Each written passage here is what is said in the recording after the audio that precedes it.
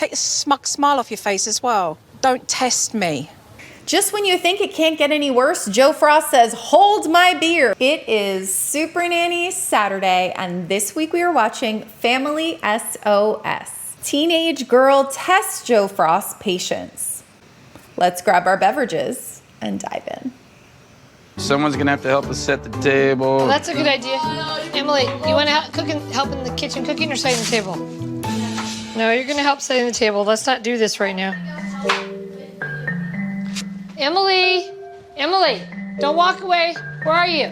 Mom and Dad are on the brink of divorce when Joe Frost shows up. Each of them have brought teenagers to the table with their own set of issues. Now, in this scene in particular, we are looking at how Mom is going to interact with her teenage daughter. So far, we saw Mom offer two good choices. She said, you can help with preparing food or you can set the table. And the daughter walked away very sassy, and you could already see the power struggle forming.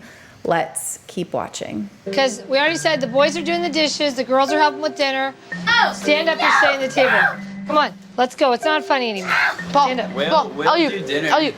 We're going to do the stay at the table. If I make this right now, that means... Get out! Wait, Mom, if I make this, that means I have to do whatever... No, it doesn't mean anything. It means that you're going to stop. You need to stop right now. You know what? I don't care. You are going to do the setting the table like I asked, okay? I know. You need to stop right now. You're done. Please don't do that to me. I throw my hands in the air because it is so obvious why this teenager is being disrespectful, why she's walking away, why she's ignoring her mom. It's because it comes from the top. There is a lack of respect in this relationship. The way that Mom put her hands on her and then she put her hands back on her and she goes, oh, no, no, no. The phrase, do as I say, not as I do, needs to be written on a paper. It needs to be ripped up. It needs to be burned. It needs to be shredded. We need to get rid of that phrase because when we are frustrated, and we will get frustrated as caregivers, and we raise our voices and we yell at our children, what are we teaching them when they are frustrated? To yell. When we are frustrated and we put our hands on our children, what are we teaching them to do when they are frustrated? To put their hands on other people. I've asked you to help set the table, and that's what you're going to do right now. Mom, shut! Emily, you need to come back here. Where's Emily? I'm going to give her 5 minutes, and hopefully she'll come back, and we have to sit down and talk about her poor behavior And if she again. don't come back? Well, then I guess I'll have to go get her. I reckon you go and get her now. That's what I reckon. Okay. Keep running off. Keep disrespecting you. You know, it's not okay. Yeah. No, it's not okay. Yes, Joe, we all agree that that behavior is not okay. Walking away from someone when they are talking to you and you are blatantly ignoring them, that's rude. Now, there are two things that I wrote down that Mom said. The first thing that she said was, that's what you are going to do. This reveals that power struggle. And then the second thing that she says after the daughter leaves the house and doesn't do what she says you're going to do, she then goes to Joe, we're going to talk about it when she gets back. When it comes to discipline, it's going to look so different with teenagers. When children are younger, there is a big focus on teaching, enforcing boundaries, positive reinforcement. When you have a teenager, what you are going to discipline out of is mutual respect, because when they respect you, they listen to you, because you aren't going to make them do anything. Just because Mom said, that's what you're going to do. Did she do it? No, she walked right out of the house. And now they're going to chase after her and we will get to what to do instead. Let's see what happens when they catch up to the teenager. Emily, you need to come back here. Emily, you need to go back to the house right now. And I want to explain to you that I'm not okay with your behavior, and I need you to go back and wash your hands and set the table. Simple request. That's funny, is it? So, should I tell you what you're going to do now?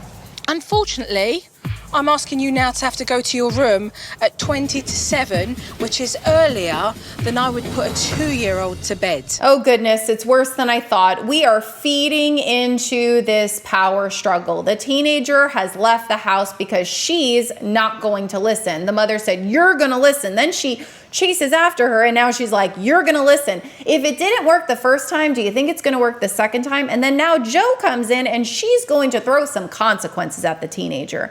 The teenager doesn't give an F. She doesn't care because she has no respect for her mother. She has no relationship with her, or a very little relationship with her. So this is all just like fun and games. She's probably laughing inside. She's going to go talk to her friends about it. No difference is made. You can look at your teenager and go, you know what? You're grounded today. And then she goes, fine. And you go, well, you know what? You're grounded all week. And then she's like, fine, ground me all week. And then you're grounded for a month. You're grounded for the rest of your life. We've talked about that here on Mommy Breakdown. And by the way, if you're new here, I'm Kristen. I'm an educator and mom of two myself. I specialize in working with behavioral challenges, and I love the teenagers because I am weird. So anyway, back to what we're talking about. When you add consequences to a power struggle, you will lose because they are going to call your bluff, and you cannot punish a child enough to listen, at least when they're older. Maybe when they're younger, because they could still be scared of you, which is clearly the whole problem, because this is obviously how mom has been parenting her since the beginning. And this is why I say on this channel, stop parenting from an authoritarian place of because I said so, because one day they're not going to be scared of you and they're going to call your bluff, and then they're not in your lives. You're just estranged from your kids because they don't want to be around you because they have no respect for you. My goodness.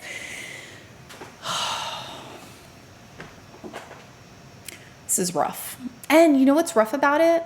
Is that this is so, I bet so many people are watching this and are like, this is normal. That kid, she needs to listen. She needs to be put in her place. How well is that working for you, Susan? How about you, Ron? How's that working? It doesn't work. This is not how to parent teenagers. Gosh, let's finish this off. I love Joe Frost, but I do not love this. It's not okay. You take a smug smile off your face as well. Don't test me. Don't test me, Emily. Don't test me, because I will go there with you. Trust me. I've got all day, all night, tomorrow, all day, all night. Do not defy your mother and what she is trying to put in place here. So you can walk with your mum back to the house and then go straight into your room. Just when you think it can't get any worse, Joe Frost says, hold my beer. She looks at a teenager and she goes, don't test me. I'm sorry, are you challenging a teenager to a battle? What are you gonna do, beat her up? If you are a Joe fan, and I am a Joe fan, the things that she does with those families when she goes in and maybe the parents are hitting their kids, corporal punishment, she teaches them how to discipline without ever lifting a finger. She gives them routines and schedules so that they're not bored and they have these fun activities. She helps build their relationships. If there's somebody in there that's not really getting along with their parent, she has little boxes. She's got all kinds of things, right? It's great. This is not that. And I can't sugarcoat it. This, no one should ever, and in my opinion, no one should ever look at their child and say, don't test me, and like threaten them. Because at that point, it is so evident to me that the goal has been lost. Because what is the goal of parenting? Not to control our children, not to make them do it the way we want to do it. It's to raise little humans that become bigger humans and bigger until they are finally an adult and they go out into the world, and we want them to function in society. And we want them to function because they've learned the skills and they've realized, oh, when I'm a good friend, I have friends. When I speak with respect, I get what I want a lot of the time.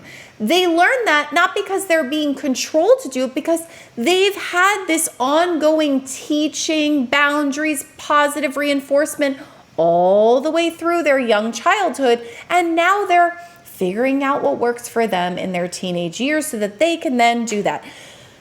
I can bet money on it right now that this is not the end of it. The teenager is not going to go into the house and go, you know what? I'm going to set the table nicely because you told me that's what I need to do multiple times. And I just didn't get it the first time you said it. So when you threatened me that you're now going to put me to bed earlier, what? The kid doesn't give an F. Okay, let's see how this teenager suddenly listens. Before she goes into her bedroom, this is what you're going to say to her. The next time you and I, have a disagreement, you are not to walk off and go down the road and have me chasing you. And I want a severe consequence for her, okay? So it's not okay chasing around everybody around the house. No. Emily, this is her idea of setting the table. It's not okay. She just threw everything and then left. I don't know where she is now. There she is right there. Emily! Don't worry, Supernanny says that she needs a severe consequence now. Dun, dun, dun! As if that's going to work. The way that the teenager looks at the camera and smiles and laughs, I don't know, I gotta smile and laugh too because she's smart. She's a smart little teen. Because she goes, I'm gonna set the table, but I'm gonna do it my way to let you know that yes, I did it, but I didn't do it the way you wanted to do it. She's smart.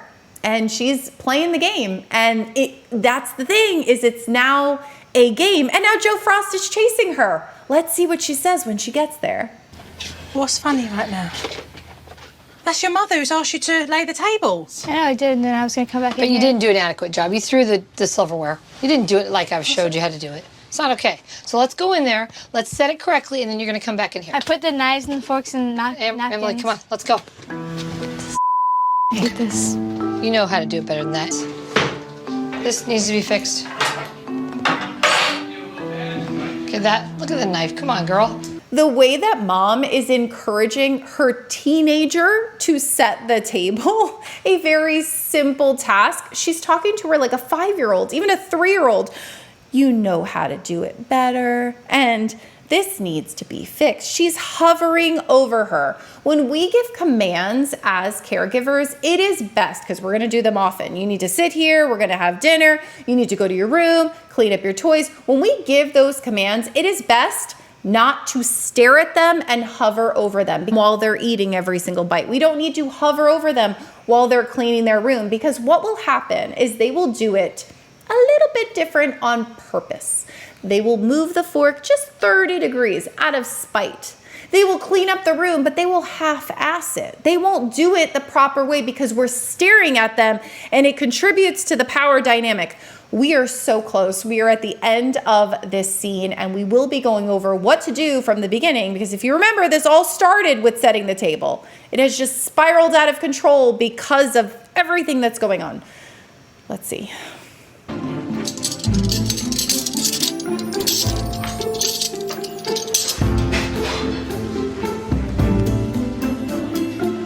You're making yourself look stupid. You're making yourself look a fool. You're making yourself look like a spoilt brat. Don't do that. Okay. Don't do that. You're making yourself look a right fool. Seriously. Show me. Say it properly. I can honestly say that this is the first time in this whole scene that I can get on board with what's happening. Joe looks at her and she goes, this makes you look stupid. This makes you look like a spoiled brat. Now, I'm not going to put my stamp of approval on specifically those words, but it is the first time that we are not talking about this being forks and knives and napkins. This is not about setting the table. This was never about setting the table. This is about the issues underneath it. And when Joe begins to talk about how this reflects on her character, that's the part that I get on board with. It's ridiculous. I want to be strong, but I'm weak right now because my kid is bullying me. I don't get it. I never bully her. I'm just gonna get some air here. I don't want to be here anymore. Emily's gonna make this big scene, and I'm so terrible because my kid acts this way. It only takes so much. Part of me feels for mom because it is hard when we discipline our children and they don't listen. It can feel like a personal attack. But then when mom says things like, my daughter's bullying me, I go, no. She's doing exactly what she should be doing in her own childhood development. Pushing against the boundaries, feeling where the edges are, and moving toward independence. So now that we're done with this scene, I want to go back. What could we do instead? And I'm going to build off of what actually got her to set the table. Because Jo did something at the end, and she did set the table. It wasn't yelling. It wasn't a command. It wasn't consequences.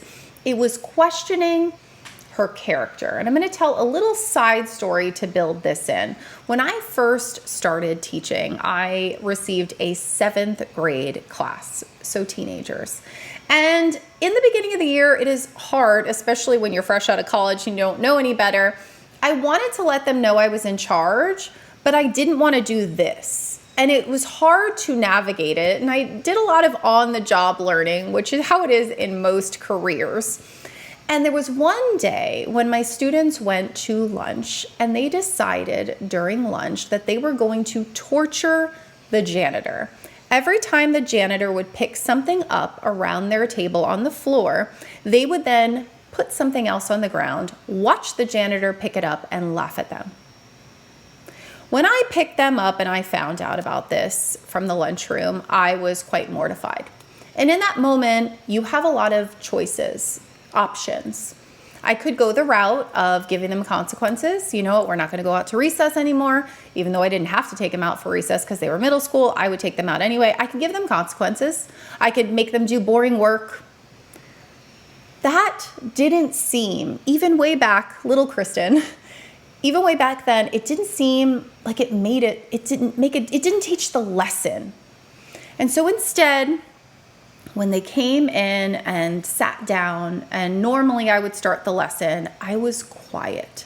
I think they were expecting me to hound them and come down on them hard and give them consequences. But I took my stool and I sat in front of the class and I just looked at them. And then they started looking at each other. And eventually I said, I can't believe that my class just did that. And then I let that sink in.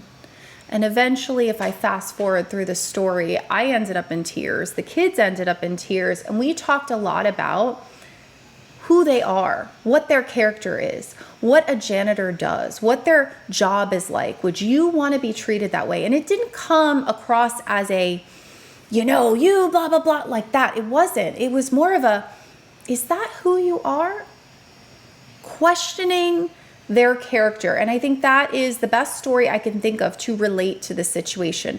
So when she looked at her mom in the kitchen, or not even looked at her, and she just started walking away and ignoring her, even though her mom gave her 2 good options. She said, you can help with preparing dinner, or you can set the table. I would then turn to my child and say, hey, and then wait until the child made eye contact.